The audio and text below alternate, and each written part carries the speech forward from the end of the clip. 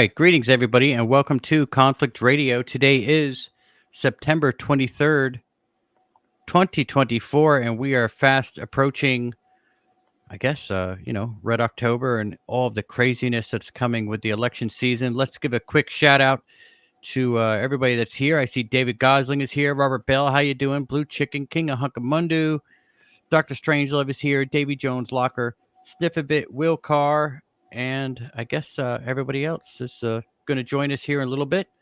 Let's give a shout out today to our guest is Courtney Brown. Dr. Courtney Brown is the director and founder of the Farsight Institute, a nonprofit research and educational organization dedicated to the study of phenomenon of non-local consciousness known as remote viewing.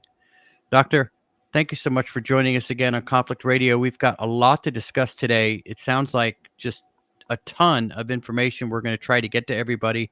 So if we don't have enough time for the question sessions tonight, please bear with us. We do have a lot of important things to discuss. Doctor, welcome to Conflict Radio. How are you today? I'm doing great. Thanks so much for inviting me. You know, it's such a pleasure to have you on. And just to give a quick shout out to everybody, FarsightPrime.com is where you want to go. It's like Netflix, but it's remote viewing. It's a fascinating site. It really is. Make sure to check out the Farsight YouTube channel. It really is amazing, the work that Dr. Courtney Brown is doing. We're going to talk about it today. Doctor, we do have to address some of the issues that came about from the last interview we did. And then you want to tell us, give us a teaser of what's to come on today's show? Yeah, so go through the controversies of the past show, but really the important thing is the new stuff that I have to tell you. It has to deal with politics that's happening today, what the extraterrestrials are up to, the big plan, and something, and that it's over the next 3 months. So this is it's huge. It's the entire shebang of the disclosure thing. And I want to outline it, and I want to tell you who's doing it, and I want to let everybody know why it's happening. All right. And if you're listening to this, do give us a thumbs up because it does help get people in here. And that's all we want. We want people to listen and to judge for themselves what the truth is or not. Okay, Doctor, let's get into this. So the last time you came on, you specifically spoke about joining forces with Greys to come about your remote viewing protocols. And that seemed to strike a nerve with some people. And let me go ahead and throw this up here. You can see that Michael Sala had said that in this interview, Dr. Courtney Brown is very forthcoming on his relationship with gray extraterrestrials that he encountered as a child who surrounded him when he was going to sleep. He believes they were friendly, never hurt him, even protected him, and are associated with the Asasani resistance movement, which he describes as a military group of gray human hybrids wanting to stop negative gray aliens controlled by reptilians from infiltrating and taking over human populated worlds, and to instead free the negative grays. Dr. Brown also admits that he has fathered a gray human hybrid and that his positive group of grays he works with helped develop the remote viewing protocols of the Farsight Institute, which is producing a lot of very interesting material predicated on some dubious claims, such as being able to penetrate all RV shielding and protection protocols of any ET or SSP group. I think Dr. Brown is very sincere and methodical in his work, but I do question whether his beliefs developed over a lifetime of contact with a group of alleged positive gray ETs or are a product of the Stockholm Syndrome. I don't believe the results of the remote viewing projects he has set up can be considered truly objective and neutral, given what he has now openly admitted about an ET faction he has been associated with all his life. So, what do you have to say to that? Well, Michael Sala works a lot with Elena Danaan, and she also posted on the very same feed that you're looking at there a lot of stuff about me, saying very much the exact same thing. So when you talk about Michael Sala, he seems to get a lot of his information from Elena Danaan. And so I have to address both because one isolated from the other is just, it doesn't make any sense. Michael Sala and Elena Danaan have absolutely no personal contact with any of these things. Elena Danaan, for example, says she has some chip in her head and that she has direct contact with this Valiant Thor guy. And there's absolutely no evidence of anything. There's no proof that any of that. She's just talking. And Michael Salla seems to be liking what she says. And she has an extreme bias against a particular type of physical being that they call grays. But this whole idea, this spookiness about them, is feeding into a very negative agenda that I think Michael Salla is very sincere. I just don't think he has the faintest idea of where Elena Danaan is getting her information. And I don't even think Elena Danaan really knows how she's being used or manipulated. She's really just sort of dumping a lot of stuff out there with absolutely no proof. Now, when we do our remote viewing stuff, we do it all under blind conditions, and then we show everybody the target reveal after people record their stuff, so you can see that the viewers knew nothing about the target and they did everything totally blind. It's all verified because you can actually see it actually happening. All of their data are recorded live on video under totally blind conditions, and you can see that that's the case because right after the sessions we do the target reveal and you see how shocked they are with what they do. So, and then with regard to that, we also have been showing people how to take on-demand video recordings of the ET ships that are using stealth technology. So we have an enormous number of projects on FarsightPrime.com, an enormous number of projects, all of which are done under totally blind conditions, none of which is blind with regard to anything Elena Danaan says. And Michael Salla is getting his information from who knows where. It's just completely out of the blue. So they both have a very deep prejudice against a particular type of body that they call a gray. There is no such thing as one type of gray. You can't label all people like you can't label all white people bad. There are white people in Russia and Sweden and United States and Alaska, and they're all different types. There are good people, bad people, all different types. This is a particular genotype. They're looking at that as if this one specific type. There are different extraterrestrial factions, and we have remote viewed them with the best remote viewers on the planet Earth under totally blind conditions with multiple remote viewers all doing the same projects, and they get the same results. So you get corroboration as well as being able to see the target reveal after that. That's evidence. That's hard data. And Michael Salla and Elena Danaan are just talking. It's he said, she said type of stuff. If Elena Danaan brought, any type of real data collected under any type of authenticatable conditions, we could look at it, but it's not. It's just her talking, and Michael Salla takes the whole thing, carte blanche, as just valid, where he gets his information from. What? We have to actually show people how we get our information, show them why, that we show them us getting the actual information, and then showing afterwards that it was totally under blind conditions by showing you the target reveal. So I never mention names ever. Michael Salla and Elena Danaan this is a first for me after doing this for decades. But they've openly been criticizing me by name, and you have asked me by name to talk about them. So this is the absolute first time I've ever actually addressed somebody by name on one of their interviews. And there's no data there. The reality is it's racist. There's lots of grays in all different groups. There are major different groups of extraterrestrials, and they have major alliances, and there are grays on all sides. There are some even reptilians on all sides. There are very, very few, what we would call good reptilians. Very few exist of that type, but there's a whole bunch of negative ones. And then with regard to all the other types of beings, you get mixtures on both sides. It's not possible to say the good people are of one type. So, you can't say that, Elena Danaan seems to like this guy, Valiant Thor, who seems very Nordic. And just like, I've heard, does she only like people that look like Aryan? So, what's going, the point is you just can't whitewash, a description of saying,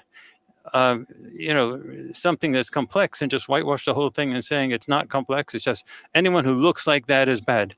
Black people, people of African-American descent in the United States, they were prejudiced for many times. People just said, just because of the way they look, just their skin color, that's all, that's it. And the whole thing, people were saying they're bad because of that. Slavery was based on stuff like that. You just can't do that. You have the only thing that one should trust is data collected under good quality conditions, scientifically defensible conditions, and let us see how it was done.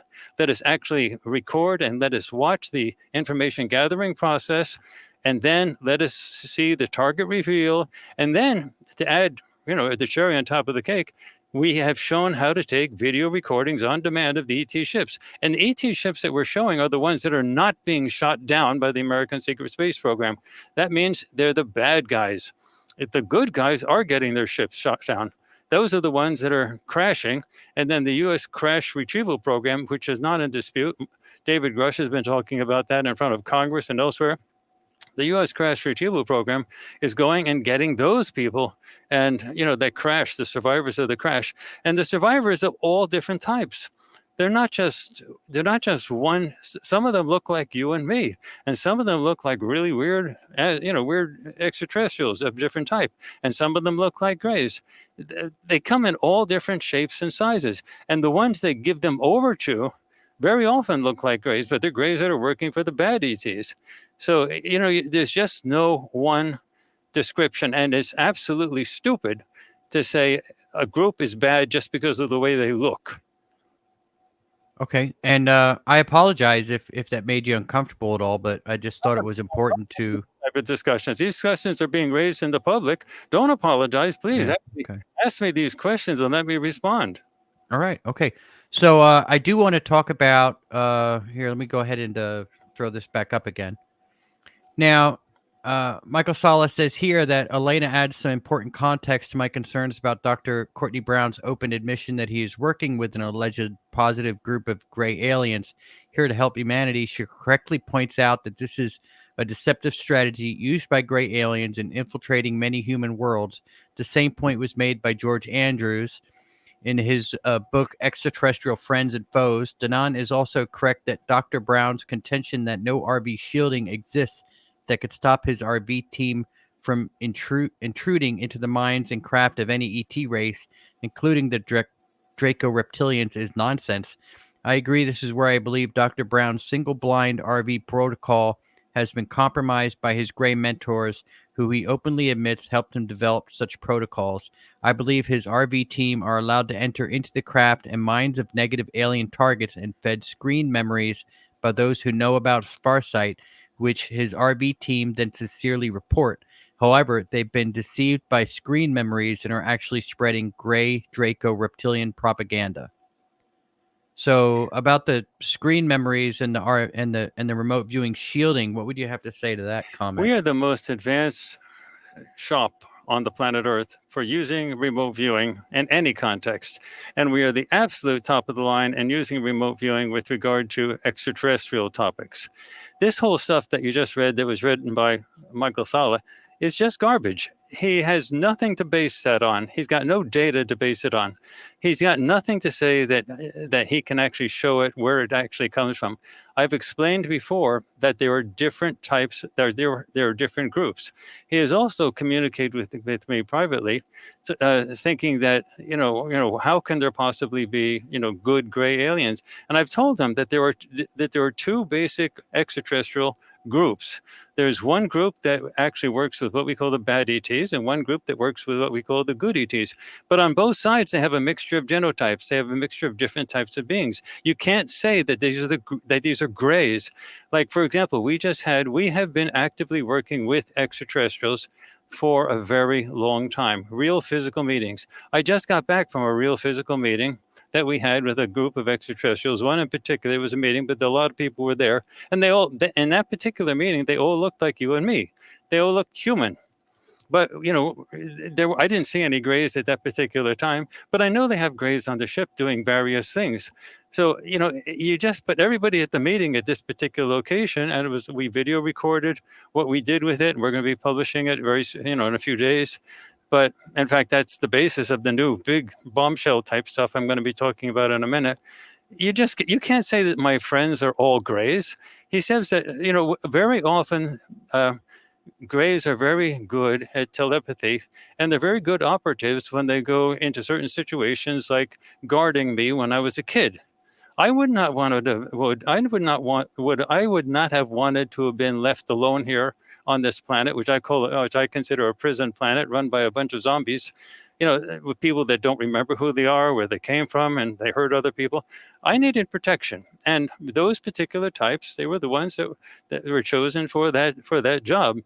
They're telepathically very, very clear, and I communicate telepathically with others on the ships that look just like me and you. They just look like totally human.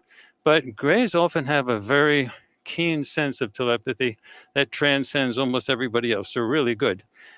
So, this and about the shielding stuff, about when Elena Denon and Michael Salla say it's impossible, where do they get their data? How the heck do they know that it's impossible? They don't know anything about the remote viewing process, and they don't know anything about what shielding is all about.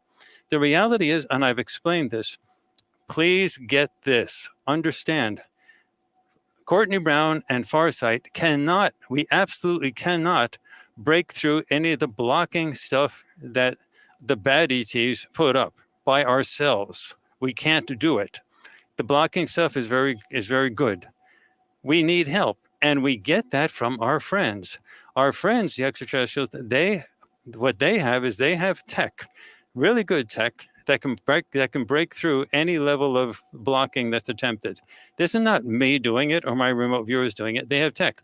And what we do is when we're encountering situations where there's blocking, we go through the consciousness of one of the allies that we have, and they get us to the target. It's like a carrier wave. A carrier wave is in radio technology, but the basic idea is we ride that carrier wave to the target. And the bad ETs know that there's absolutely nothing that they can do that can stop us from getting in. If we did not have the help, we could not do it. That's how we do it. Now, you just look at the ET ships that are being video recorded all over the place. Congressional hearings are all over the place. People are talking about this stuff. Obviously, they have tech that can do this type of stuff. So for Michael Salla and Elena Denon to, out of their own consciousness, their own highbrow way of thinking, saying, I declare that it is impossible and it cannot be done. What the heck are they talking about? They don't know anything about this. They don't know about the remote viewing process. They haven't done all the research that we have done. We are the ones that are in the field that know how to do it. And in regard to the extraterrestrials, yes, we've had plenty of contact, but all the contact that we have is not with Greys. Michael Salas is making it sound like the only people I interact with Greys. I was at a whole weekend meeting with the extraterrestrials. I didn't see a single Grey. They all were like people like you and me. It's just stupid. Which ones were you with? We're going to go into that after we get through this scuffle. And trust me, this is the first time ever I've ever addressed people by name. But Michael Salla has been on my case about this for a long time. I typically ignore it. Elena Denon, who's been on my case about this for a long time, I typically ignore it. I love both of them. I think they're really good. I think they're totally deluded on stuff like that. They're talking like they know something when they don't know something. There's no data that backs it up. It's just he said, she said stuff. And then they can say, well, so-and-so said, well, that's the point. What do you mean so-and-so said? What's the actual data?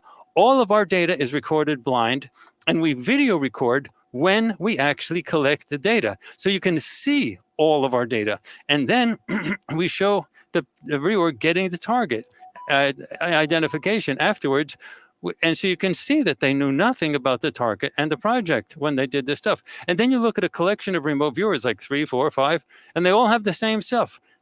What is the statistical probability of them all getting the exact same thing when they didn't have any idea about what the project was or the target was or anything else? It's 0 for all intents and purposes. And if you do it project after project after project, the only conclusion that you can say is, wow, this stuff is amazing. It looks like it really works.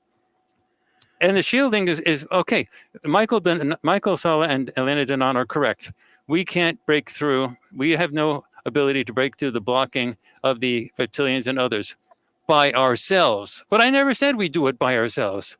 We get help, and we get help by people who have very high, advanced tech, and we go through that. Otherwise, we couldn't break into it no matter what. So, I mean, what's so complicated about that? And why do you think that anyone could possibly get away with saying it's impossible when they've never even met these people? Look, I'm going to go into this after when we start the bombshell type stuff. But the basic issue is all of our stuff is data driven. We don't ask you to believe us. We don't ask you to follow us. We ask you just to look at our data and you decide for yourself. You see the collection process, you see the target reveal process, you see the corroboration, and then we even show you how to take pictures, video recordings of the UFO ships on demand, like when you want to do it. And they're up there, in enormous numbers. So it's possible to take video recordings of them. And so, but you have to do it in a way that, gets past their stealth tech. So yeah, anyway, so that's my say on that. All right. Are there any bad ETs left on Earth still? Are you serious? That's so stupid. Oh, no, you're not stupid. You're great. But Elena Benan has been saying that she and Valiant Thor have chased them all off. Valiant Thor and his trustworthy sheriff has chased them off, grabbed them by the scruff of the neck and threw them off the planet. Are you serious? That is so stupid. The bad ETs are an enormous number of groups. They run this place as a prison. You can't have somebody just go around and chase it off. That is classic disinformation coming from the wrong side. Those are people that want you to say, don't worry, it's all been taken care of, the bad ETs. What data do you have to do that? What data do you have to back that up? There's no data that Elena Denon has to back that up. She's just talking. And then Michael Salla is just talking. They don't have any data that says that. The reality is you can't get rid of the bad ETs just by saying Valiant Thor went around and grabbed them by the scruff of the neck with his trustworthy sheriff. It's so stupid. But if you were a propaganda person and you wanted to get people to calm down and not think about that, that's what you'd tell you. And Elena Denon, I don't doubt that she actually gets her information from something, but she's trustworthy. They're talking about me, calling me gullible. Like, who's gullible? We show our data and we show you how we collect our data. We're very transparent. Talk about being gullible. I guess she's getting her information from somebody, but like, we've never seen that person. There's been nothing done under blind conditions. We don't know anything about that. She just gets it and believes it. She says it's different from channeling because she's got some type of direct, chip connection, but it's no different than channeling in the sense that the channel is a channeling person is just taking at face value what's being told to them. And channeling is, it's just a person talking. What we are at Farsight is data driven. Okay. And just so you know, I see Sigma here says, great to see Courtney got the opportunity to react on the allegations. And that's what we're doing. Now the people can decide, right? Right. Okay. So what have you got for us? How's this war shaping up? This is the big news. Okay, so just bear with me on this. Uh-huh. We have been rolling this out step by step for a long while, and I was given the okay to talk about this sort of final step over the weekend. And so I'm going to talk about it. This is what's happening. We have been in direct contact with extraterrestrials, so the ones that we call the good ETs. And no, they're not all grays. In fact, most of them, I'd say 80% of them look like you and me, at least the ones that we actually end up interacting with. But we have been in contact with them for a very long time. They show up, we talk, we have lots of communications, we video record the communications, and so on. This has been going on for me since I was a kid. But with regard to Farsight people, this has been going on for a long while also. All right. The purpose of Farsight is to create a library of information that can be accessed to the world when the time comes. The good ETs, which are the ones that want this planet, which is being run by the bad ETs as a prison planet, with the collaboration of the US government and a few other governments, they want to break that down. The good ETs want to free everybody. And anything that's according to the status quo maintains the control of the prison planet. So it's very difficult. It's been very difficult to break that down because the bad ETs, which do include a huge chunk of reptilians, and yes, and there are a lot of grays in that group as well, and there's a lot of other insectoids and other things. But forget about the types of ETs. It doesn't matter what genotype you're talking about. They're just on that type. They have insectoids that are great on my side. They have insectoids that are, working for the dark side, whatever you want to call them. Mm-hmm. So they have. It's a mix across both sides across the galaxy, and in fact, among the Greys, and I've explained this to Michael Sally, he just doesn't seem to hear, that there is a group of Greys called the Essassani Resistance Movement. We got the word Essassani from Bashar, who's channeled by Darryl Anko. Darryl Anko is a wonderful guy. I love him. I think he's really great. He's from heaven. But Bashar is a snake. And so he comes across as so wonderful and bubbly and free and interesting. And I got a lot of wonderful information from him. He announced my book, Cosmic Voyage, with his group 3 months before it actually came out. And he's got a wonderful personality and stuff like that.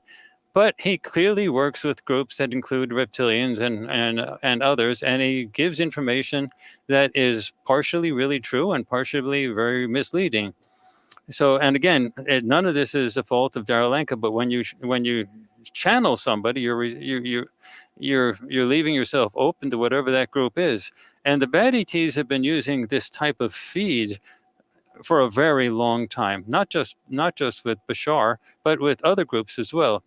So what basically is going on is we knew that the bad ETs control mentally through mental manipulation, bribery, and all types of stuff, fear and everything, the leadership on this planet, especially the political leadership. So the good ETs, my side, have been totally locked out. My side's ships are the ones that the U.S. Secret Space Program are shooting out of the sky with technology that are given to them by the bad ETs, the reptilians at all. So that my group has been wanting to free humanity from this prison. This is the bad ETs basically operate this prison as a source of human trafficking that is beyond proportions to anything that you can imagine. This is a huge, they're not interested in the minerals or the plant life. They're interested in the people. And the human trafficking potential and operation on this planet Earth run by the bad ETs is not something they want to give up. They need this planet and the people on it for expansion throughout the galaxy. So what basically it is, we have been in a problem. How do you actually free a planet when the bad ETs control the leadership of all the various nations, of all the various important groups through mental manipulation, bribery, fear, the works? Okay. So a plan was developed.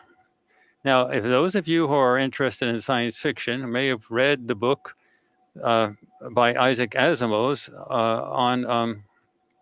called The Foundation. Now, the first 3 books are called the Foundation Trilogy.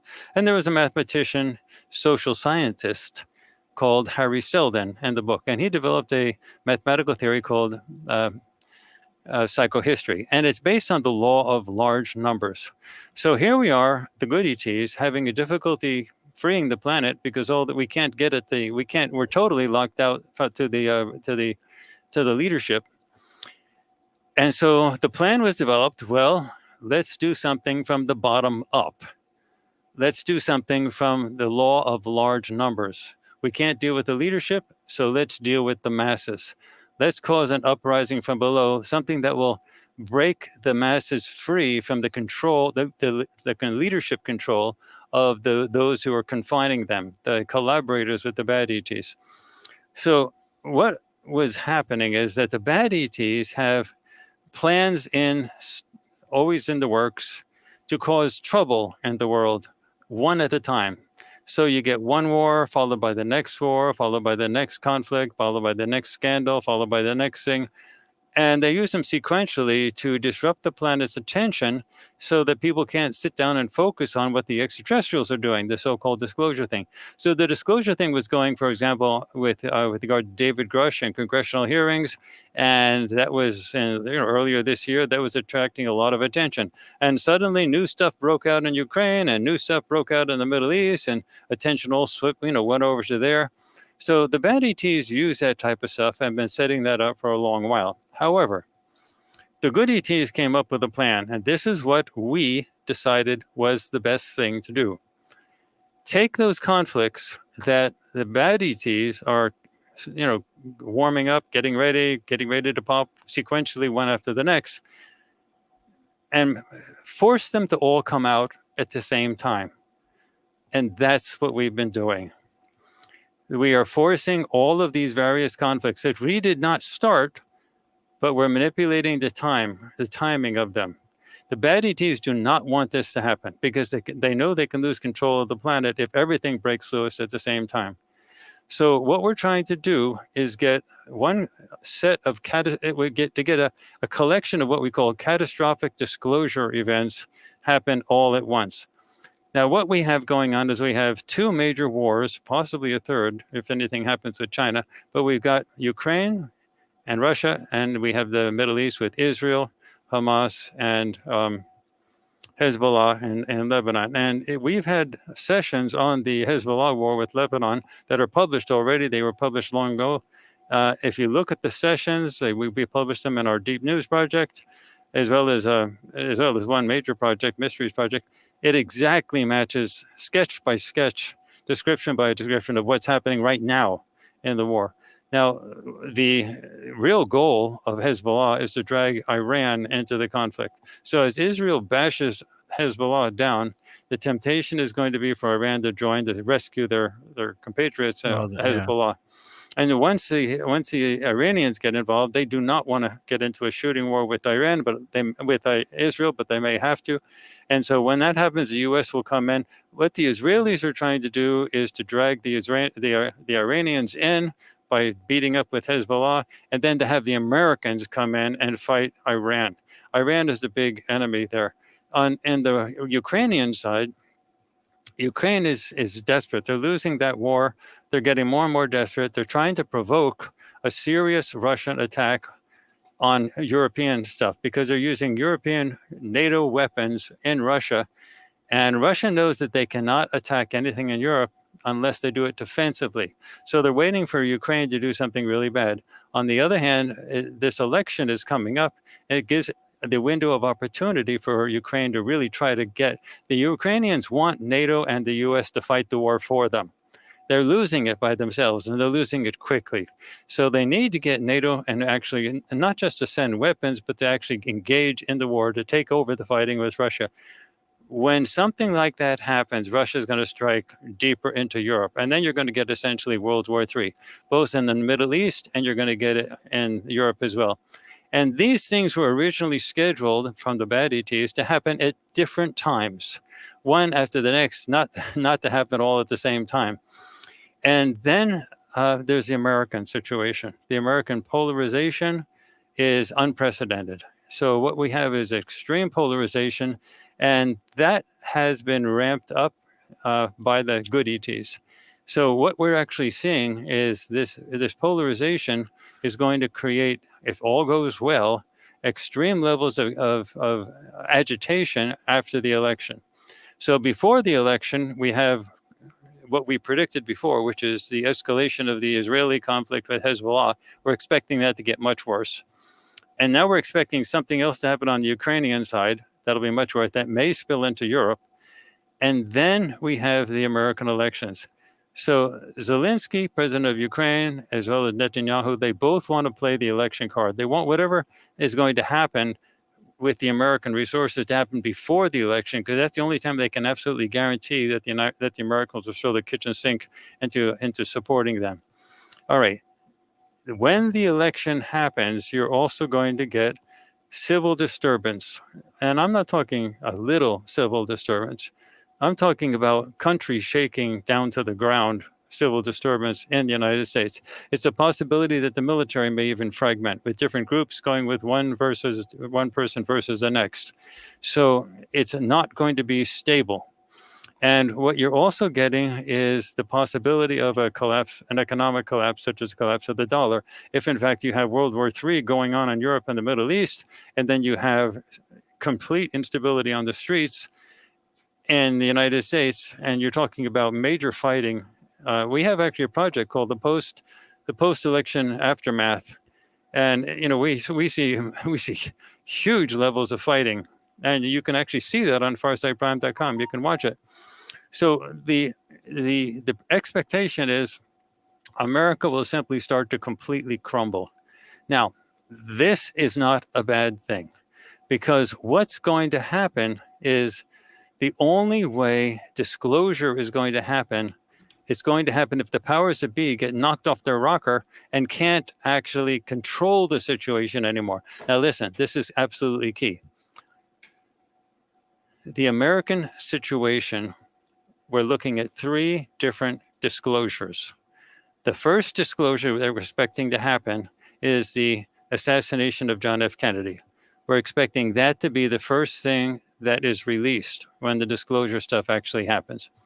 The second thing is what actually happened at 9/11. The whole American story of what happened with 9/11, that's going to come apart. And then the next thing is UFO UAP disclosure. You get the Kennedy, 9/11, and UFO disclosure happening at the same time that World War III is going on, and the political polarization of people battling it out in the streets in the United States, that produces a level of chaos that the bad ETs cannot control. And when they cannot control, that's the only possible way to free the planet. Don't say, oh, I want it to be stable. I want it to be calm. I want it to be free. No. You're in a prison and you say you want everything in the prison to be peaceful. You want the guards just to stay there. No. You have to break the walls of the prison down, and then you'll be free, and then you'll see how bad the situation was. Now, a good friend of mine showed me a clip of Bashar just the other day. And Bashar was, and this is a recent clip, Bashar was asked by a member of his audience, a female, and asked for some political, asked to give some political advice. Bashar, about the election that's going on, Bashar paused seriously and very pensively said, well, we're not allowed actually to involve ourselves with politics, which is crap. All the extraterrestrials involve themselves with politics. There's no group that doesn't do that. Okay. So, but if you must, we have been allowed to say this one thing, making it sound like it's going to be a small thing. And then Bashar said, if the female wins the election, you will get essentially continuity, and it will move in the direction of open contact. Sounded really good. People smiled. But if the male wins the election, that will be the end of the United States, and there will be World War III. And everyone was shook up. Okay, now he didn't say that the male would cause World War III. But the point is, first he was saying it's not allowed to get involved with political stuff. And then he was blatantly telling people who to vote for. It was just crazy.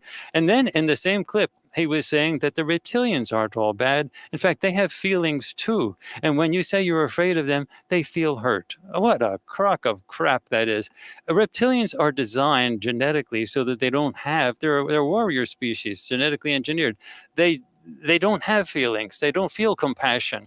They don't feel hurt. In fact, when you're afraid of them, they get a rush. They're happy when you're afraid of them. They don't feel bad about it. They don't feel like guilty or anything or upset. They're atop of the food chain. And then Bashar went on to say that everybody else in that group holds them back. It's not that the reptilians have our best interests in mind, but they're held back by everybody else. What the heck?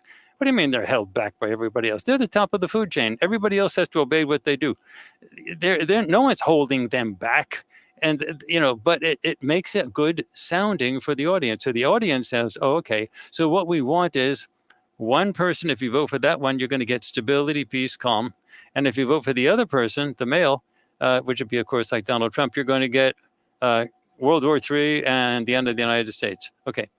So then you have to say, so he's giving blatant political information, blatant political advice of the strongest caliber, and then of the strongest magnitude, rather.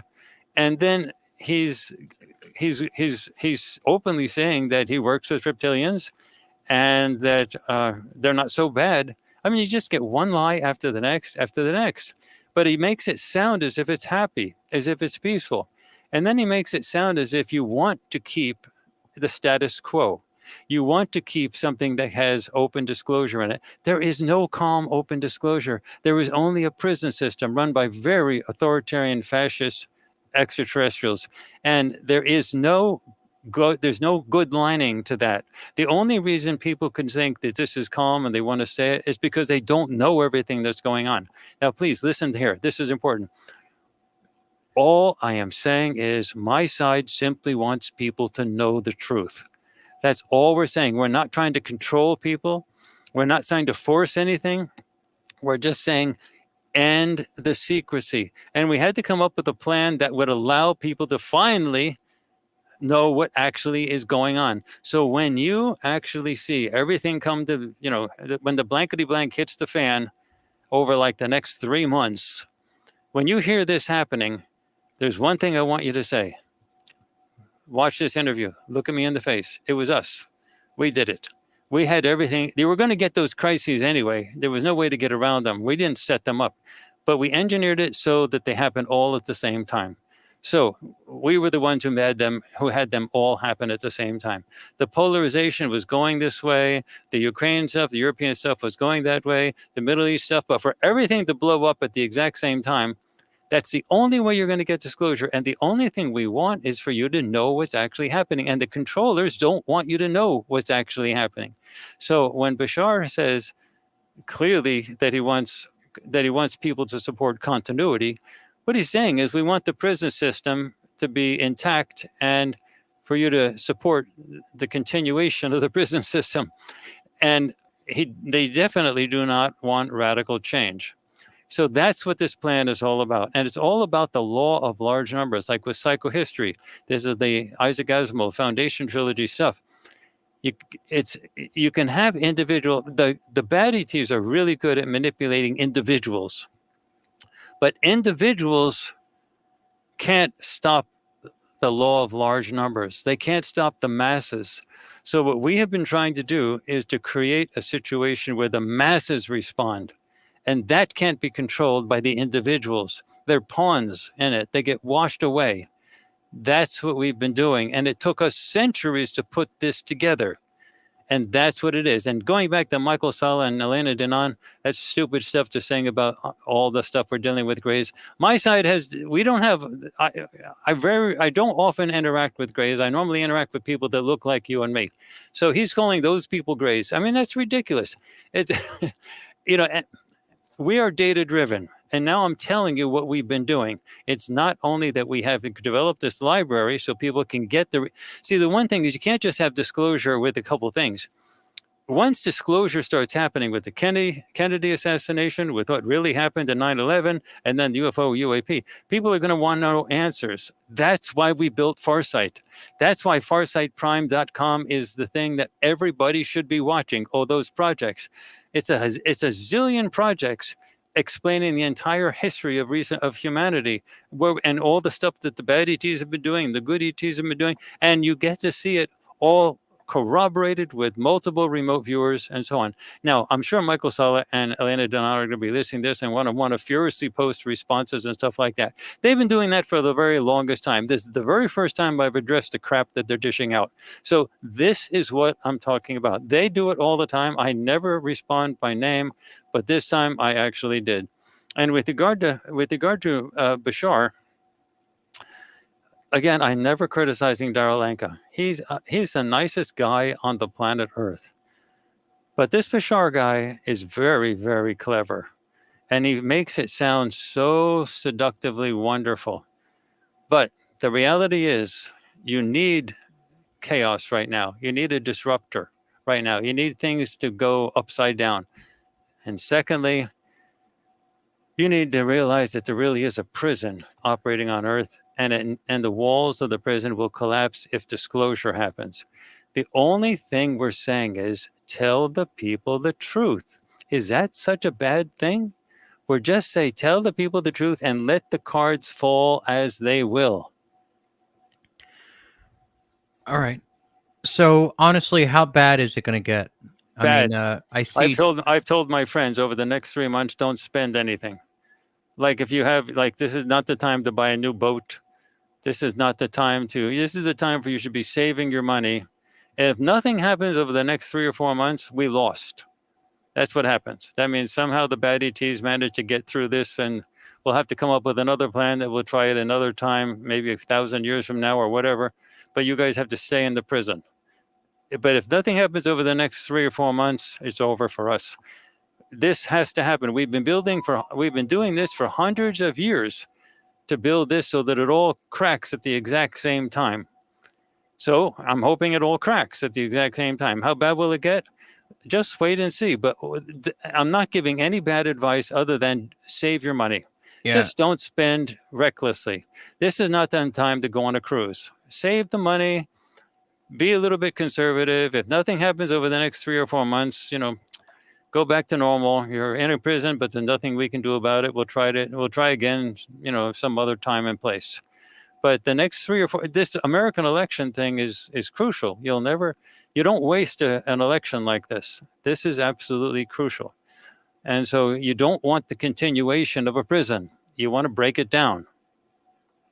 Okay, Joey Perlingi says, I've been having dreams of seeing buildings and cities crumbling and falling apart. Yeah, that's what you'll see more of that. In Europe? In the United States? Possibly, because it is possible. Details are still to come out, but it is possible that the military may fragment. In the last election, 2020, 124, this is an absolute fact, 124 admirals and generals signed an open letter essentially saying that they didn't like the corruption in the last election, and they were making a statement about it. That means 124 recently retired admirals and generals believe that the election was stolen. Now, whether or not it was stolen, I'm not getting into it. I'm just saying that there were 124 admirals and generals that seriously questioned publicly the electoral process. This election is but that tells you that there's a huge body of admirals and generals. Admirals is the same rank as a general, but one's in the Navy, one's in the Army, and so on. So there's a huge body of admirals and generals that are split on this. And when the election happens, you're going to have admirals and generals on both sides, and some of them are going to say one side won, and the other side they're going to say the other side. And who are they going to believe?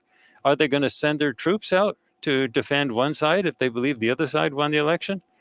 It's a recipe. And by the way, this fear has been stated openly by the head of the military, the chief of the military chief of staff, for the toppest military person in the entire United States. He said, we're worried about our own troops, whether they would start fighting each other. So it is actually possible that could actually happen, that there could be battling actually within the United States. And it's absolutely possible that you could get serious military engagements in Western Europe. Western Europe is shipping a lot of military stuff to Ukraine, and those weapons are being used not only in Ukraine but north of Ukraine, inside the body of Russia. If you start hitting targets in Moscow and St. Petersburg, if you start hitting targets deep in Russia, and one thing that would be very easy, for example, I'm just giving an example, Ukraine could create a dirty bomb that could make a whole city necessary to wipe it out and to evacuate. For example, if you take a regular large, explosive device, a conventional bomb, and surround it with just plain uranium, and they do have uranium, you get a dirty bomb. And then the city is radioactive, and everyone has to leave. You think Russia's not going to respond to something like that? They're going to respond. I don't know what's going to happen, but something is going to happen to kick this off. And they know that the election is the best time. The Zelensky side of it knows that the election is the best time to get to get the U.S. and other NATO forces to kick in. And then if Russia attacks any NATO country, then all of NATO is required to respond by treaty. And then you're going to get actual, a shootout. And so, yeah, I'm telling my friends, just be conservative with your money. Just don't spend. And I'm also telling them not to get involved. I'm saying, don't go out on the street. Don't get involved. Watch on the sidelines. And if nothing happens, and I could be totally wrong. Look, I'm not wrong, but it could be that the whole stuff won't happen. And that simply means we were defeated. That means that the bad ETs managed to contain this whole thing. We think everything's set up and it will blow up. We have designed it to blow up all at the same time. It's not some fictitious thing. We did it. By the way, we're actually going to release the video recording of us being told about this. Like in a couple of days, it'll be released on FarsightPrime.com. If you want to see the extraterrestrials actually talking about it, these are the good guys, the one I work for. We're trying to free you. You have to understand, you really are in a very bad prison. And we're trying to break this. Was this in the board meeting that they were telling you this? No, that's another meeting. There's a board meeting, but we had a special private meeting that my son and I went to, where we got sort of our own a personal discussion with somebody that we communicate with regularly. He never comes by himself. He's always with a group. There's like a couple hundred people around, and they're all armed to the teeth, and there's ships and everything. So, I mean, everybody has to be really defended, because otherwise they would be shot down. So it's a very sensitive type of, and there's cloaking. Everybody's cloaked, or they would be shot. Yeah. They would be killed. Everybody's cloaked. Everything is cloaked. No, what he's not someone is saying what he's talking about is depopulation. No, that's not what we're talking about. We're not talking about depopulation. We're talking about chaos. We're talking about chaos. And look, what harm is what I'm saying? If it happens, it happens. I'm just telling you, if it happens, now you've heard who got it to happen all at once. We did. We got it to happen all at once. It was going to happen anyway, but they were going to string it out over like a decade. So you have one crisis after the next, after the next. So we've forced it so they all happen together, coinciding with the American elections. It's polarizing the whole country. And the idea that we're working now with the law of large numbers. And we've been working with the masses for a very long time. Remember, we're totally shut out from the leadership. We have no access to the leadership, no access to the president or anything like that. But with the masses, we've been seeding information to Hollywood script writers for decades. And you got a lot of scripts and movies that came out because the script writers just woke up in the morning and said, hey, I got a great idea for a new movie. And you get Star Wars, Star Trek, you get the Matrix movies, you get all types of movies coming out that got people accustomed to the idea that there is such a thing as extraterrestrials and galactic conflict and battling, and as above, so below. That's what it is. We've been doing it for a very, very, very long time, and it's all coming to a head now for the next 3 months. So the only advice I'm saying is don't waste your money for the next 3 months. Keep it in the bank. So you're talking about from like October to January? Oh, no. I'm talking about something much bigger than that. But you said 3 months, so like October, November, December. Yeah. The real kickoff is the American election. You're going to see the Israeli Hezbollah stuff build up, and before the election, and it already started. We gave our predictions for that before the actual thing started, and now it's actually started. And when we do our predictions, we do it on video so everyone can see. And then what happened is the kickoff actually started, and it's looking exactly, the Israeli attacks on Hezbollah and Lebanon is looking exactly like what the remote viewers said. And then the sketches are exactly right and everything. So Mike Rotonda is saying, what should we do? I've just told you what to do. Just don't waste your money. Keep things in the bank, and just watch. And just don't get too excited. If something happens, it happens. You'll be able to watch it. Just don't get involved and don't waste your money, because you may need the money. If you have a collapse of the American dollar, for example, you're going to need your money. You don't want to squander it. You don't want to have nothing in the bank when you do things like that. I've got friends who have jobs that work in the entertainment industry, for example, everything, waitresses and stuff like that. I don't know what they're going to do, but I'm telling them to save their money. And if nothing happens over the next 3 or 4 months, all right, let me ask you this. What do you think is going to happen? Everyone in the audience, just listen to me. Yeah. Do you think that the next month and a half through October is going to just sort of chill out and be okay, and people are going to, and then the election will happen, and whoever loses the election will say, oh, shucks, that was a close one. We'll try again in another 4 years. Does anyone in your audience think that is a possibility? No. Yeah, I heard it's going to be a big scare event coming. Not a single event. The whole place is going to go crumbling down. No one's going, no matter who wins the election, and this is the other thing that Bashar said that was such a hunk of crap. He was saying that if you vote for the woman, you'll get stability and it'll go towards open contact. They don't want open contact. They've been talking about that for decades, for a long time. If they wanted open contact, they could have it tomorrow.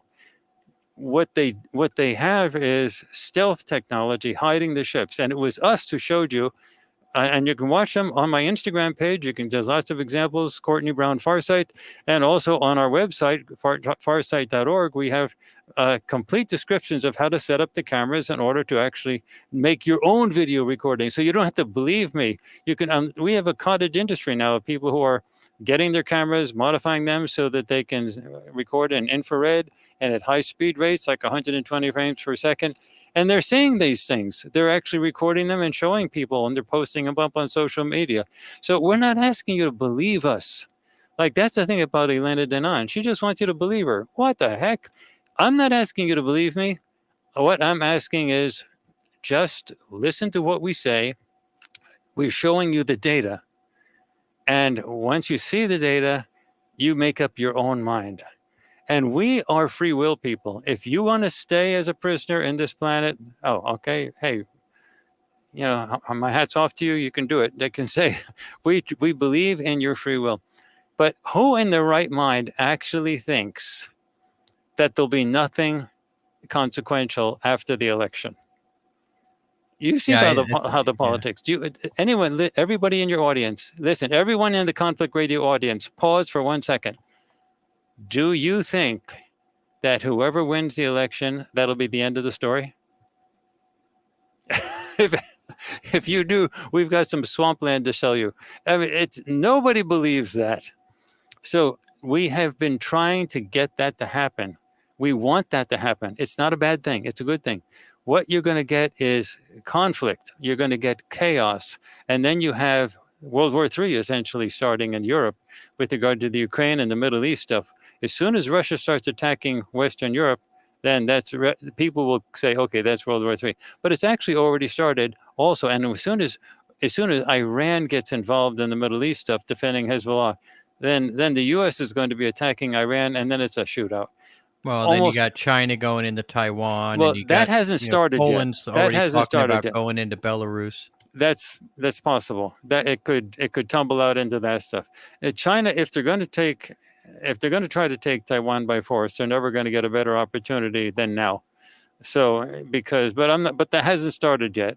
And President Xi of China apparently does not want to do this through military means. But if they are thinking that it's going to be necessary, they're never going to get a better time when the U.S. is totally occupied with what's going on in Europe and what's going on in the Middle East. And what I'm saying is, if nothing happens after the 3 or 4 months, all you've done is saved a little bit of your money, and you can go on a vacation. And you can say, well, that was really screwy, Courtney.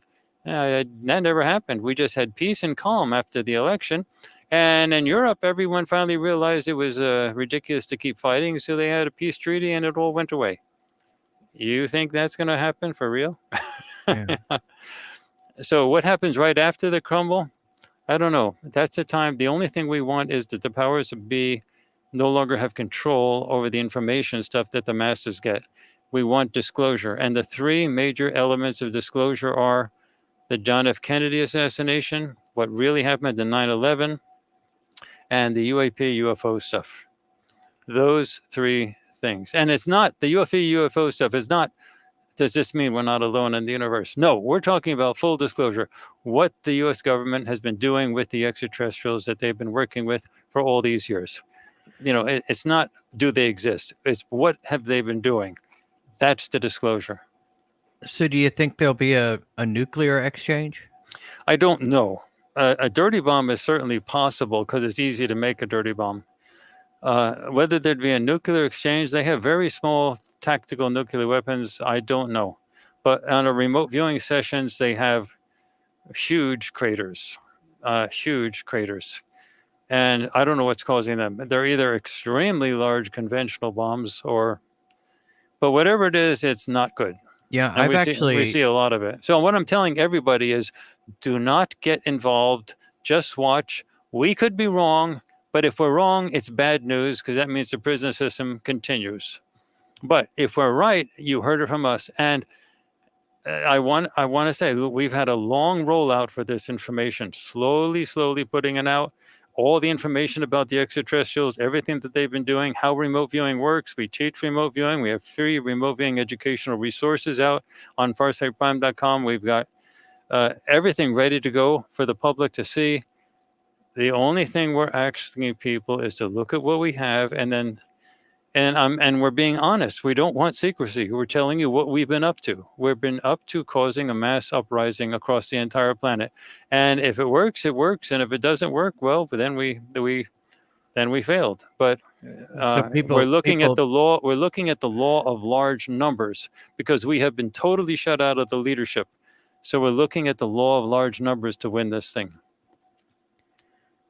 All right. So we're looking at so we need large numbers to get out, right? So you're saying don't stay home.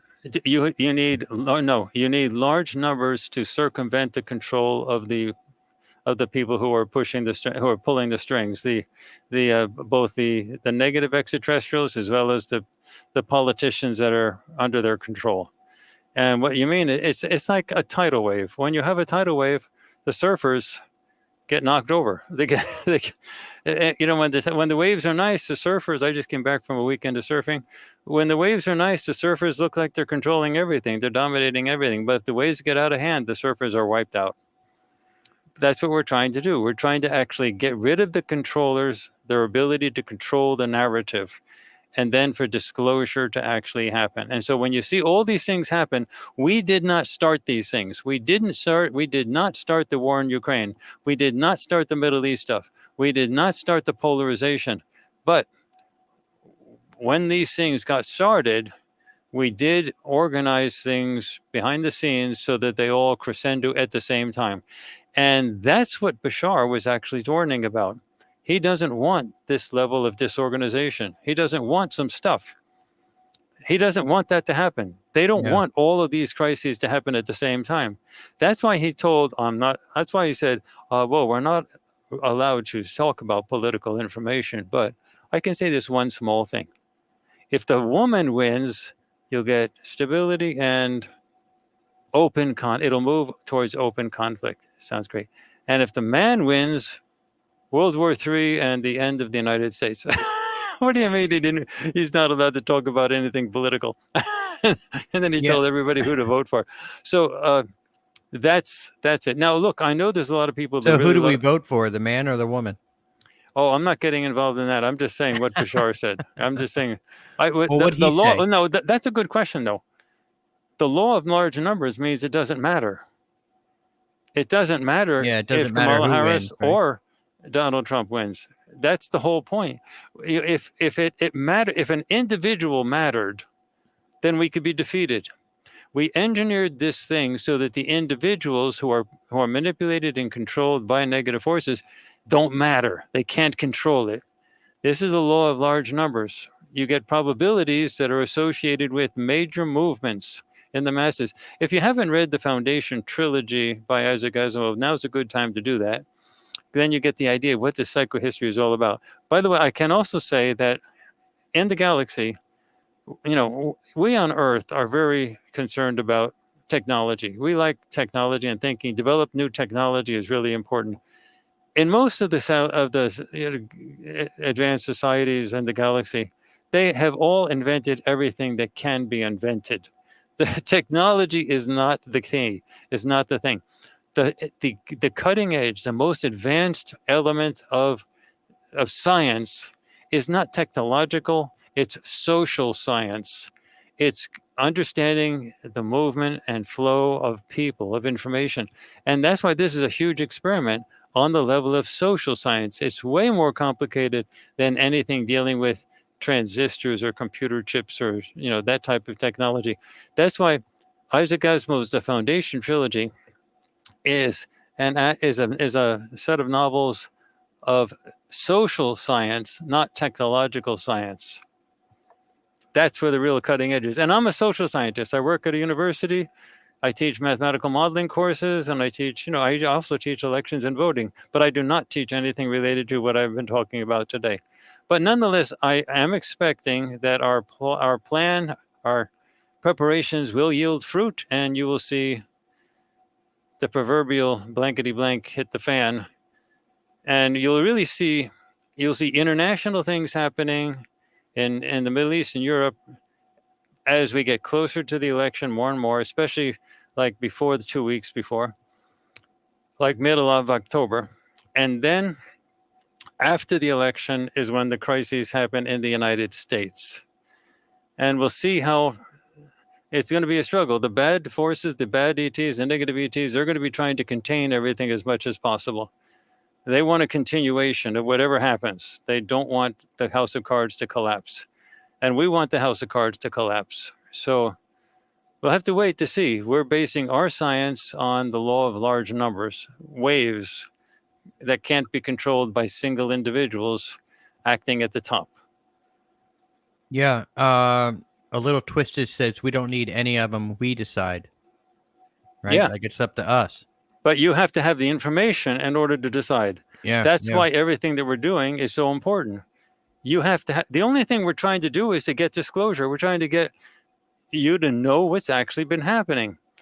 You have to know who killed John F. Kennedy, and you have to know what really happened in 9/11.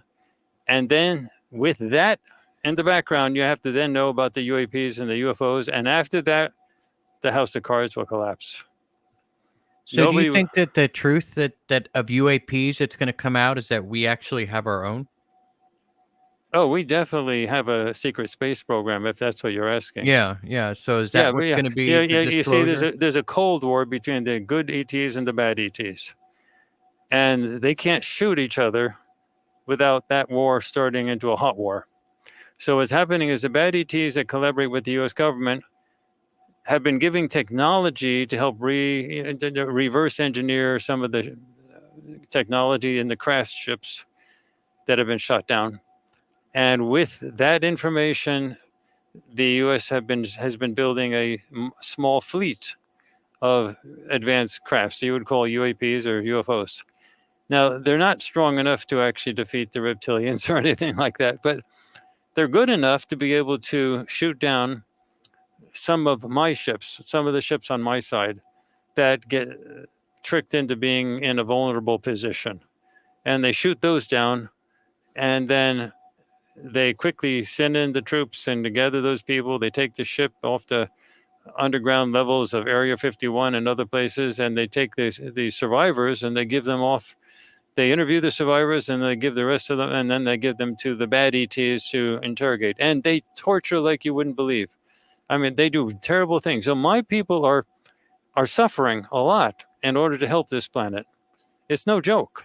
A lot of people are giving up enormous stuff in order to help this planet.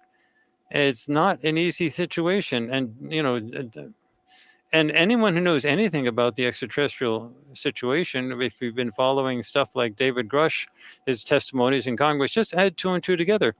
If there is a crash retrieval program, okay, who's shooting down the craft? So obviously it has to be American ships, because the American ships can shoot down those crafts, and those crafts cannot defend themselves against the American ships, because then it would look like that my side is attacking the American ships, and that would throw the Americans further into the hands of the bad ETs. So the good ETs are actually sacrificing themselves when they actually get this stuff, and then once they sacrifice themselves, they get tortured in ways that you have no idea. It's really bad. All right, let me ask you this: a lot of people are commenting on the fact that you mentioned that you were working with people in the entertainment industry, and being that the whole Diddy thing happened, and it seems like a lot in the music and even in the entertainment industry are going to be taken down by everything that's been going on with Diddy. Oh, no. I'm not talking about that.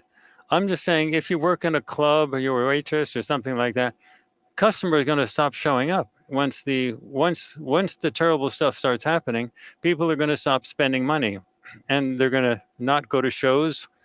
There's the people that work in the entertainment industry are going to start running out of customers. And so I'm just telling friends that work in clubs and things like that, just don't waste your money. Don't spend like everything's going to be the same tomorrow as today. If everything is okay 4 months from now, just write off everything I've said. I'm telling you, if it's okay, if everything's the same and nothing's changed 4 months from now, that I'm telling you, we lost. And if we lost, just go back to, all you've done is you've saved a little extra money, and you have a little extra money in your bank account, and you go on a vacation. So what's the harm in that? Yeah. Yeah, no, I agree with you, but maybe the bank's not the best place to keep that money, right? Just don't spend it. If you spend it, it's gone. Yeah, spend it on silver or something and bury it in your yard. I worry a lot about, all these people that say buy gold, buy gold, buy gold. When Yeah. we know the government can go door to door and take everybody's gold if it's a national emergency. So Well, I'm not getting into the specific sort of strategies for, um, for saving things, or I'm not getting into doomsday prepper stuff. What I am saying is that we have been planning on this to happen, and we helped cause this to happen. If you have one crisis after the next in a sequential form, nothing really collapses. My side is the one who's responsible for all these things happening at the same time. We tried to do it. We're doing that now. We built it up. So if you're asking who did it, it's my people. We did it, and we did it on purpose because we have no influence with the powers that be. We have no influence with the major governmental leaders. This is our shot. This is our shot at trying to free you guys. And so, that's it. all So, right. so yeah. So what good comes of it if everything goes to crap and nobody has electricity, nobody can charge their phones, and nobody has the capability to get any of this disclosure information? Do you think the No. disclosure? Do you think that We those? timed this. We timed this at a point where the technology for information transfer is well established. We couldn't do this 100 years ago, because we couldn't do it 500 years ago. We had to do it at a point where the internet and Starlink is up. So we are assuming that there will be no, and we couldn't wait. Also, you can say, well, why do we do it now? Why don't we wait in 4 years? Because censorship is getting worse. Now is the best window of opportunity. The further you go out in time, the more YouTube is, cutting off people's channels, demonetizing, kicking people off, deleting videos. Facebook is deleting posts. TikTok has started to delete things. So the further we go out in time, the more the censorship is going to get worse. So we didn't have the option to go later. So we have to take advantage of this particular time that coincides with this particular American election, which is going to be tumultuous. So we had to do it now. If we waited, there'll be greater levels of control. So you will have access to the internet. You will have stuff happening. They're not going to shut that off entirely. 4 or 5 years from now, the censorship stuff will be deeply entrenched. Okay, Mike is asking, yeah, but if nothing happens, then it's actually worse, right? Yes. If nothing happens, then my side lost, and you're back exactly where you are now. No change, everything's stable, and all those people that say you're going to get gradual open disclosure, open conflict. I mean, not open conflict, open contact. They're just lying to you, and you're stuck. And we lost. That's what happens. But we think we have a very good shot at winning this, of doing this. So you just said in 5 years the censorship's going to be completely entrenched. It's going to be worse than it is now. And 10 years But from now, it'll be. if we win, then that won't happen. Oh, if my right? side wins, then everything's open. Then all the censorship breaks down. So what happens if we win? If we win, it'll be a new age of open disclosure, of people talking, people knowing the truth. And then the leaders will then, and at that point, let me bring up Elena Dinan's crazy stuff.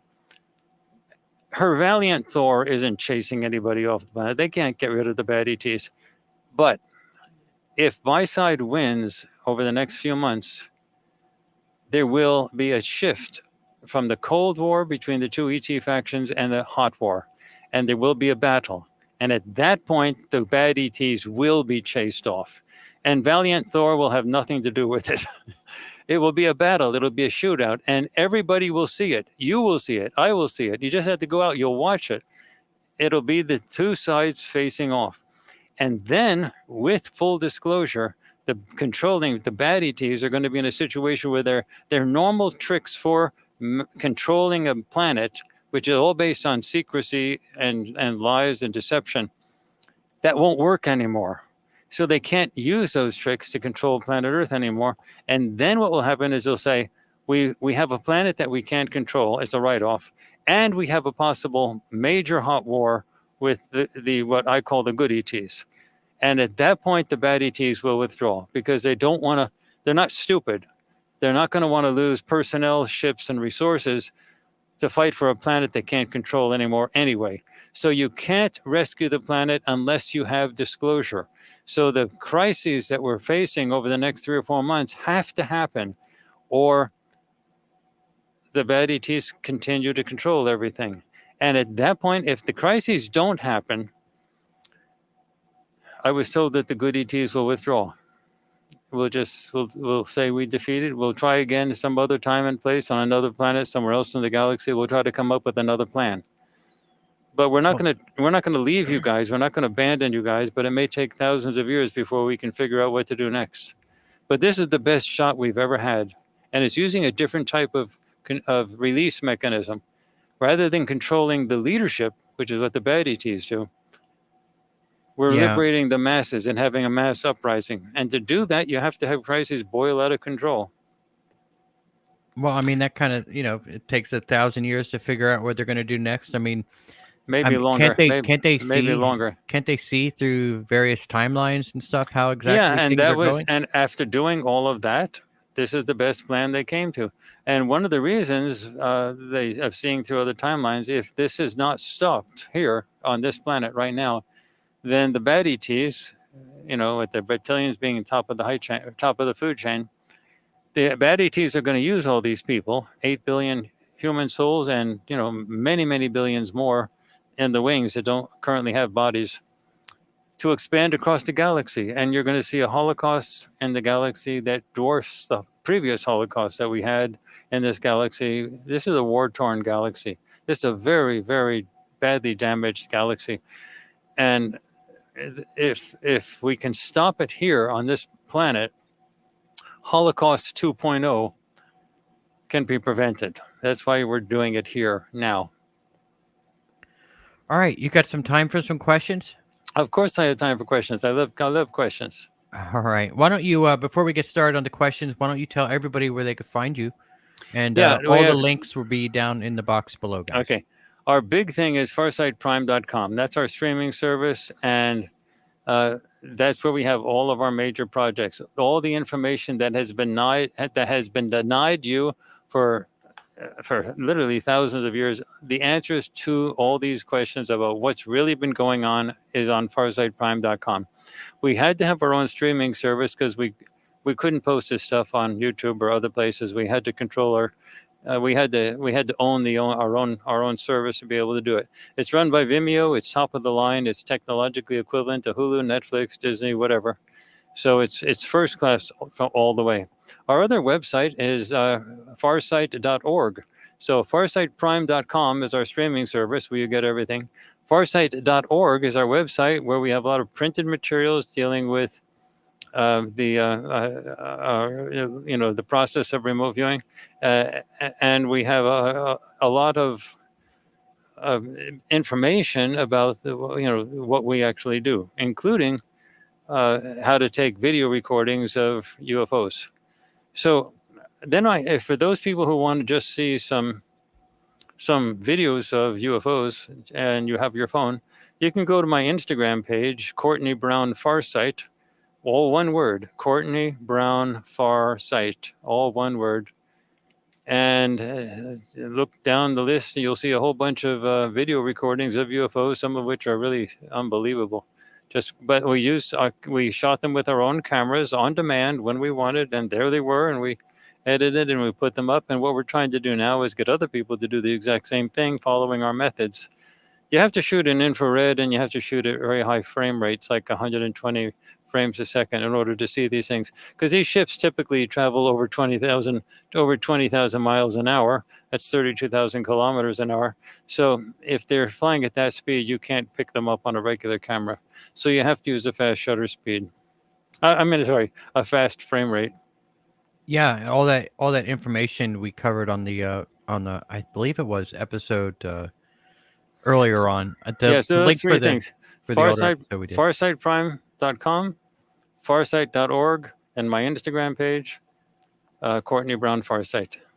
Yeah, and I also have your YouTube channel link down in the description box below, which is so people simply the can word go. Farsight. Yeah, people can go subscribe. Okay, so a little twisted asks, Courtney, are you double blind or single blind in RVs? Okay, that's a very interesting question because so many people ask about it, but it doesn't relate to us. That's awful. That's actually raised a lot by people who um, come out of RV studies way back in the old days, and they still talk about things. Are you double blind or single blind?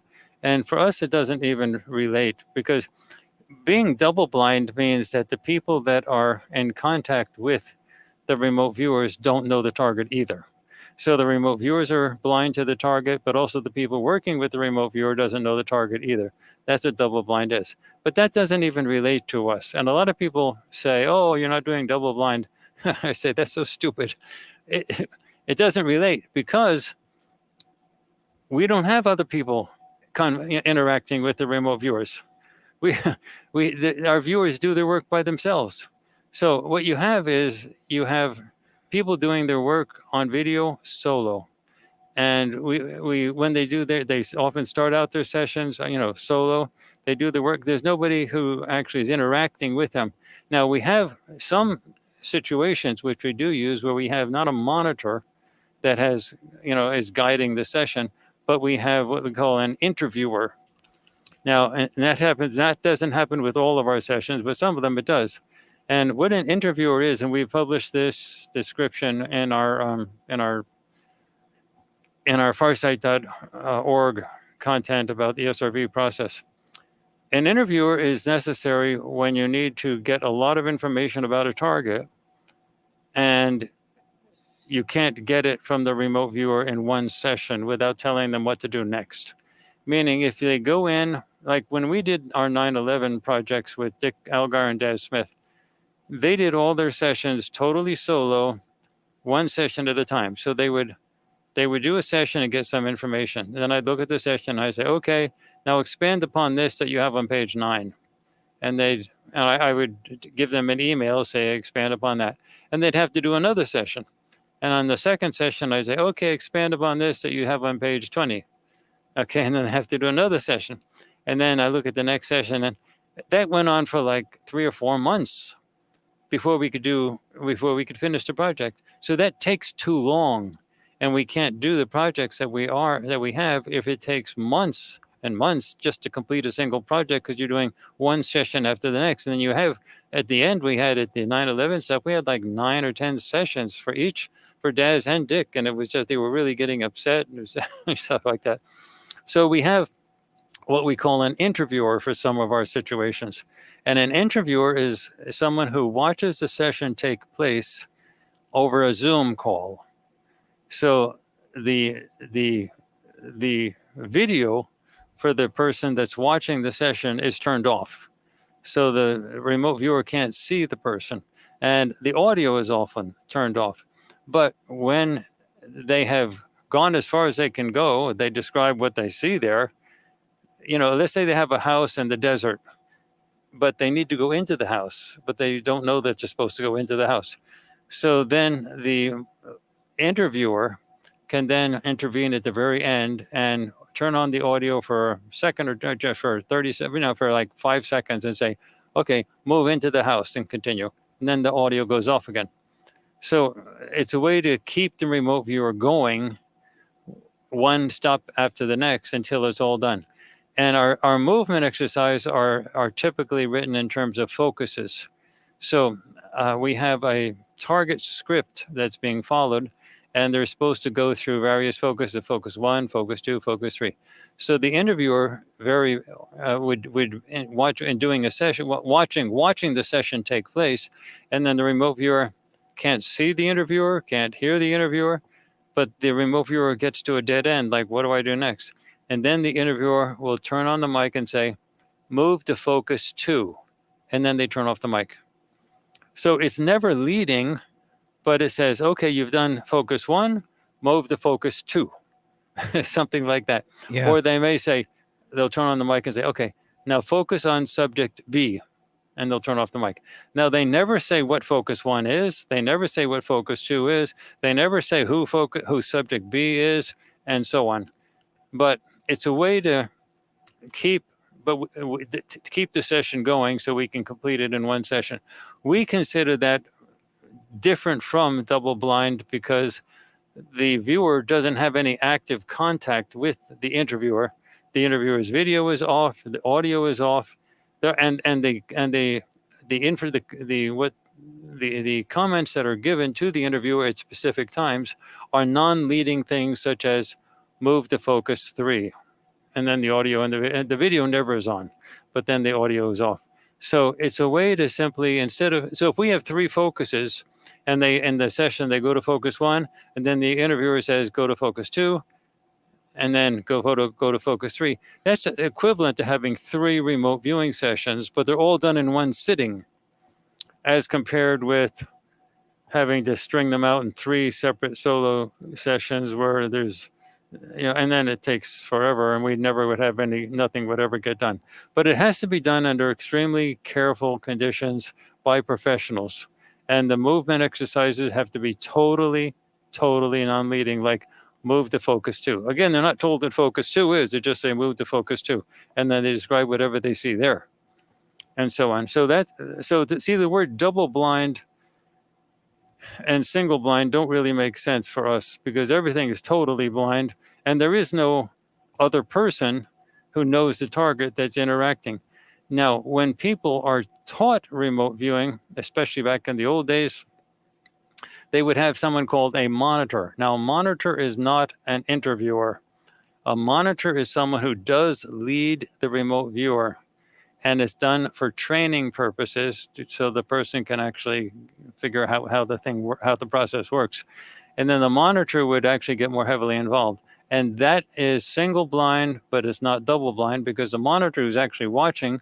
And in those situations, the monitor is visible. The viewer can see the monitor, either on Zoom or in person and things like that.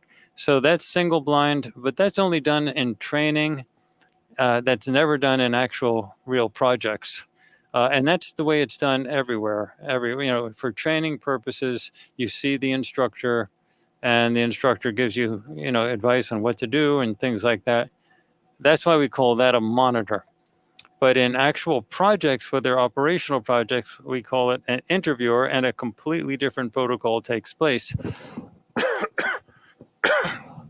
And the other type of session we do, we're just playing solo with no interviewer at all. And so the word double blind doesn't even apply because there's nobody in contact with the viewer who knows what's going on. The viewer is just by themselves. And always, whenever they finish the session on video. And always, nobody is in the room when they're doing the video. They're in the studio by themselves. And after they've done this thing, they notify people that they can come back into the thing, but they do everything solo, completely solo. And there's nobody in the room. So that's not double blind. That's beyond double blind. That's like, it can only be double blind if people are in the studio who are watching it and leading it. But if the people don't even exist, then the word double blind doesn't even make sense because double is meaning another person and there's no other person. Does that make sense? Yeah. Okay.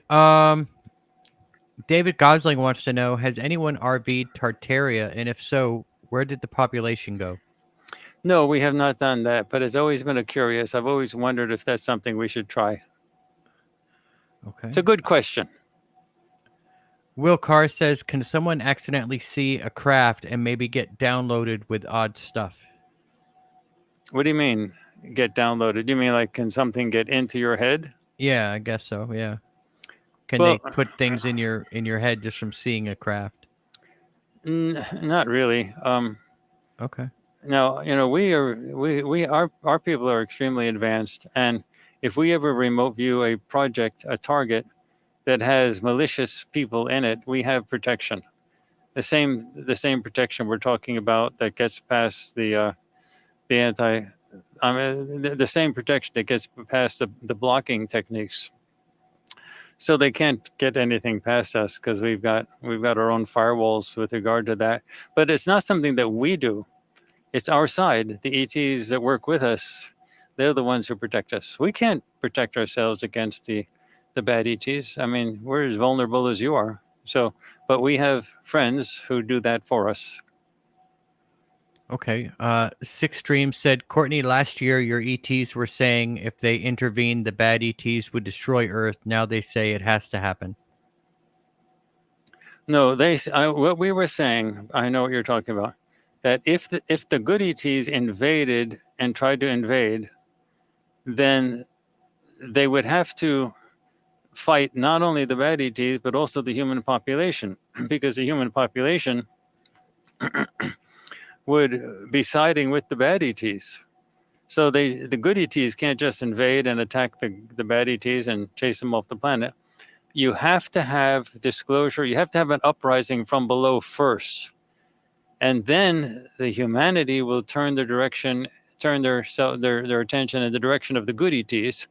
And then humanity would then insist on the good ETs winning the day. They would align themselves. And then that's when the bad ETs will withdraw, because then, and there's a logic behind it.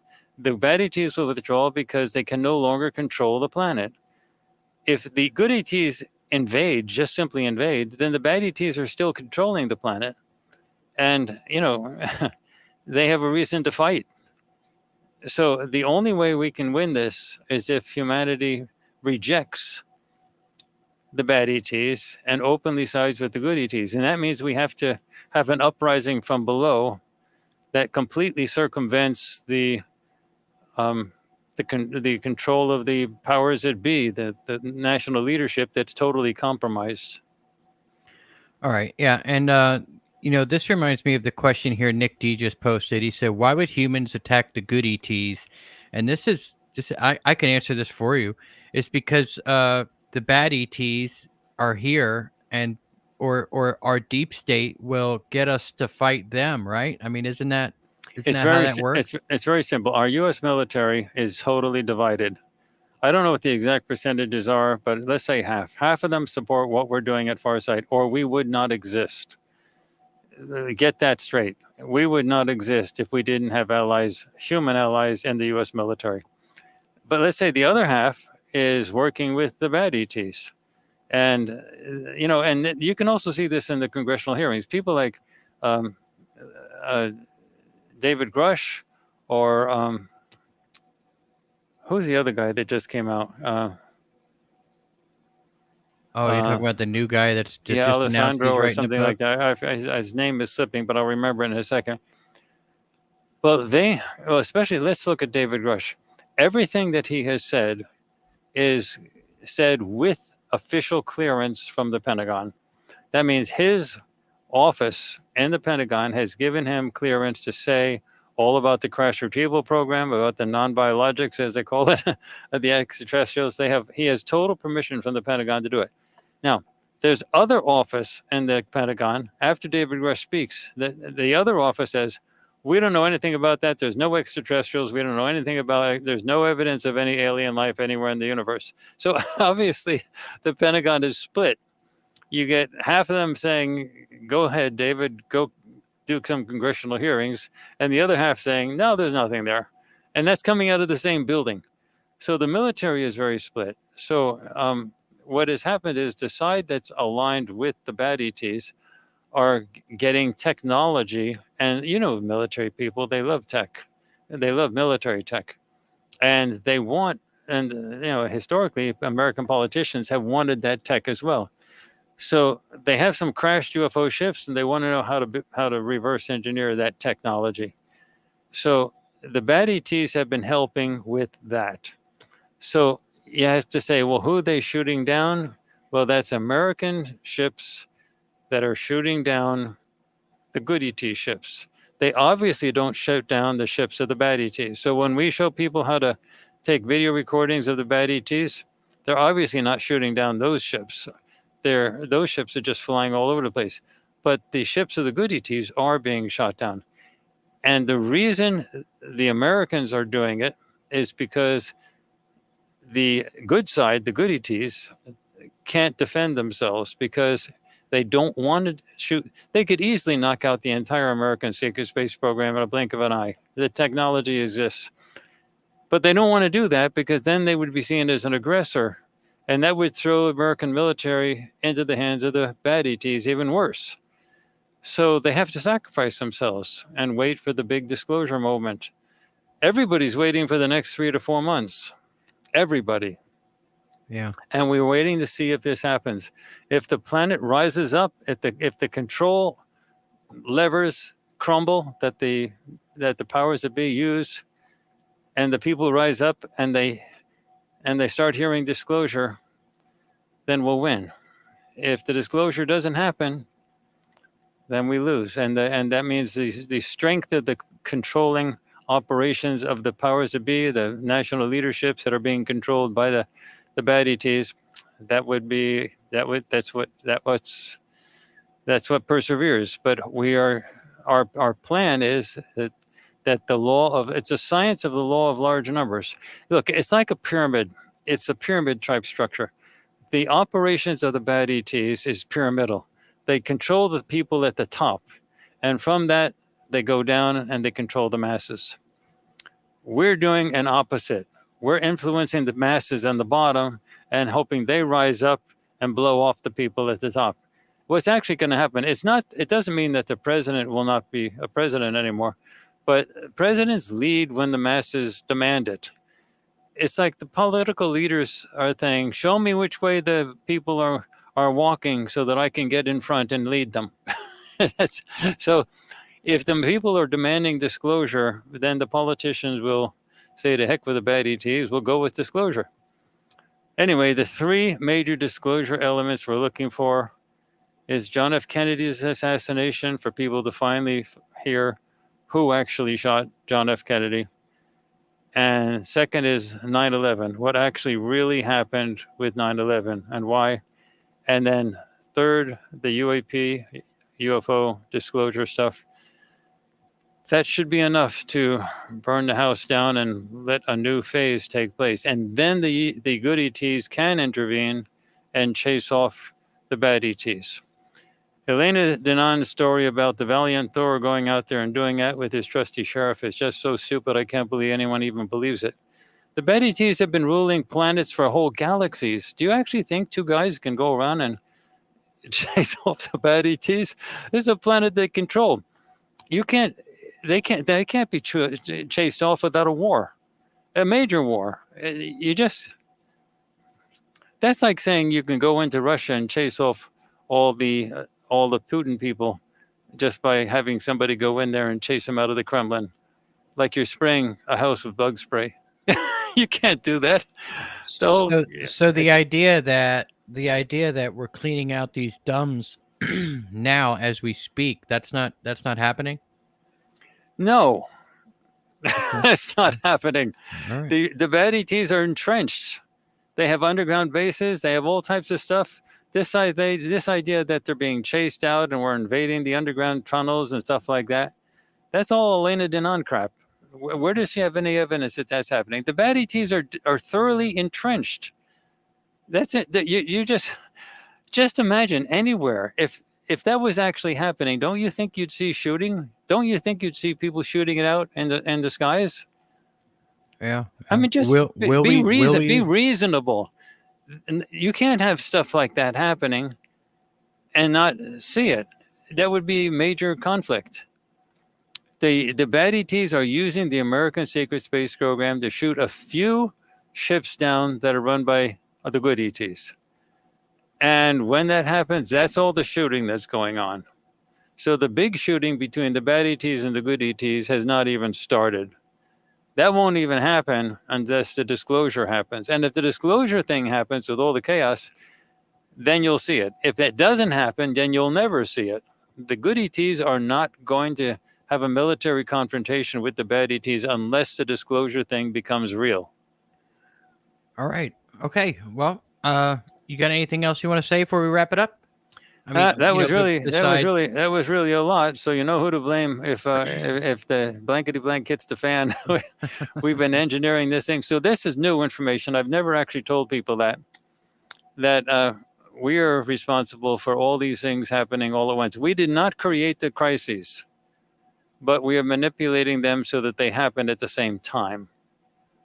We did not create the polarization in the United States. We did not create the Middle East stuff. We did not create the Ukraine stuff. But we are involved in getting them all to happen at the same time to hopefully bring down the house of cards. The only thing we're trying to do is to loosen up the powers that the powers to be have, so that disclosure can happen and people can be told the truth.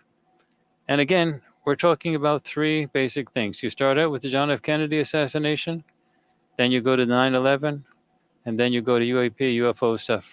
And it's And got to then be quick, right? Like all three kind of I'm boom, boom, telling, boom. they haven't told me exactly, but the idea in the whole thing is the law of large numbers. It's supposed to happen quickly.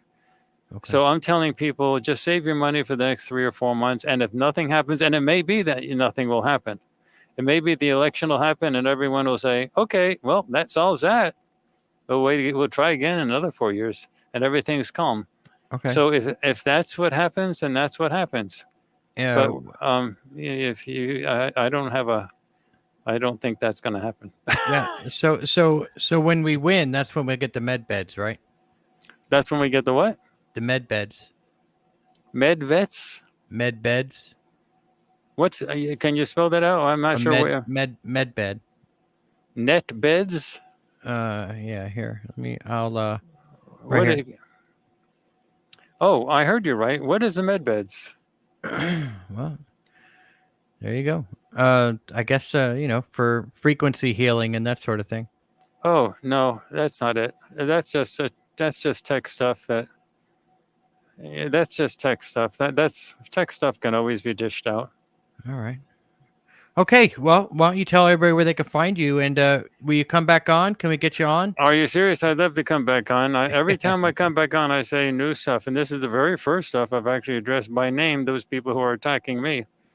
And yeah, I mean, we had to address it because it was, they're doing that. And with the Bashar stuff, I felt weird because I didn't really want to get into that because I like Daryl Anka so much. He's really great. He's from heaven. He's a wonderful guy. But the Bashar stuff is very tricky. And I just wanted to say my disagreements with it so that you see from it from another perspective.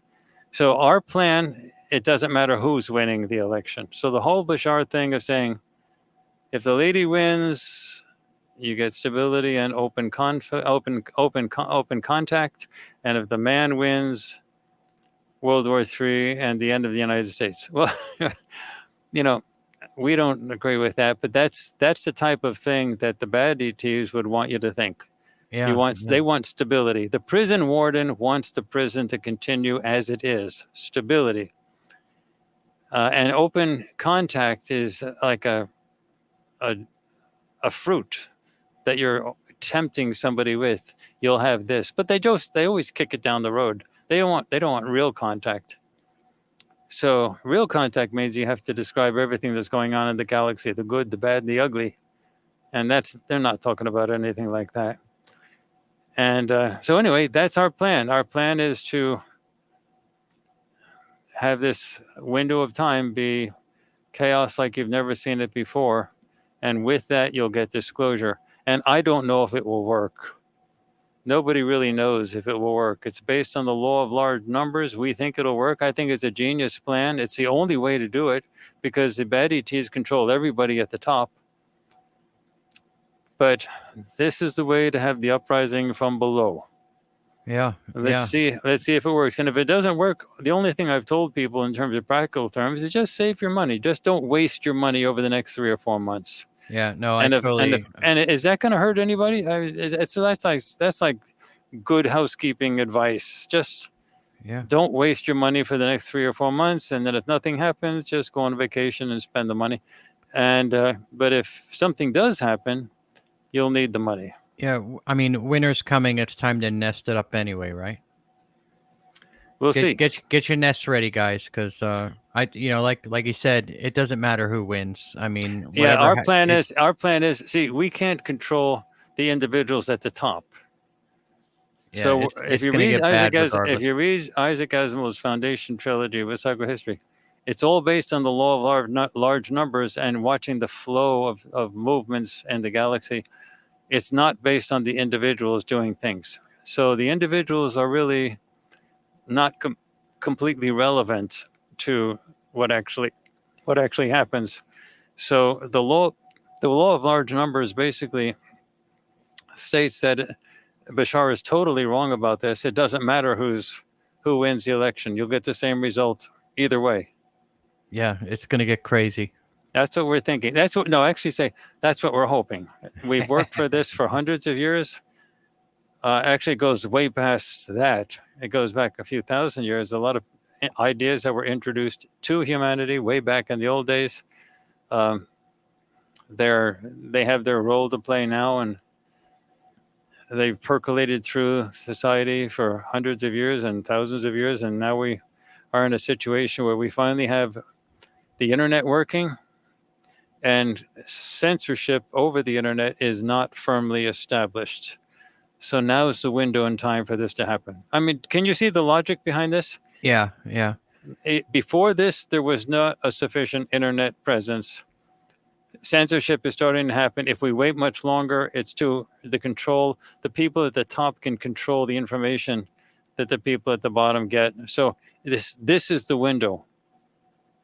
All right. And real quick before we go, did you ever look into or ask your friends that you work with where the base exactly is near Huntsville, Alabama? Oh, no, I never did find out anything about where a specific UFO base is. Yeah. See if you can't dig into where the base is at around Huntsville, Alabama, because we're really curious out here, and we can get eyes on it if we can get some even just a general location. We can get real eyes on it. Yeah, it's interesting. But we do know that Area 51 has many layers, many levels down Yeah. below. So if you want to know a specific place, there are bases all over. There's Yeah. underground stuff everywhere. But under Area 51 is one specific place, and there's many layers, levels going down. So that's one area that people know about, and that we have done many remote viewing sessions on that particular area. See, the thing about Area 51 that's so good is we definitely know its location, and we can target it and go down. So that's really good. With the Huntsville, Alabama situation, we don't know the exact spot. So you're asking us not only to find out what's there, but you're asking us to locate the spot as well. Well, So the good ETs should know where it is, right? Yeah, but they want us. The thing about Farsight is we are totally human. We were born human. We were raised in the human educational system. We had human parents. We have to show that we can do this as humans. So they're not just giving us all that information. That we have to make the discoveries ourselves. We have to show all of humanity that we can do it, and not just be given it. And so that's what the whole issue of Farsight is. All right. And people are all over the galaxy watching this, and they want to know, can they do it? If we can do it on Earth, then anybody can do it. All right. So there you go, guys. If anybody has any idea where that base is near Huntsville or the Alabama, Mississippi, Tennessee state line, just shoot me an email, info@conflictradio.net, and let me know where it is. Courtney, thanks so much for coming on. You hang around for just a second so I could talk to you for a bit. We'll get you scheduled again to come back on. Sure, that sounds great. All right, guys, that's going to do it for us. Make sure you're subscribed and you like the video. Share it so everybody can watch it. It's important information. I think we all need to get it out there. And just remember, guys, we will be back Thursday with Lily Nova. We'll be here Thursday with Lily Nova. So tune in for that one. Check that out on Thursday at 7:30 Eastern. Until next time, everybody, batten down the hatches and be safe.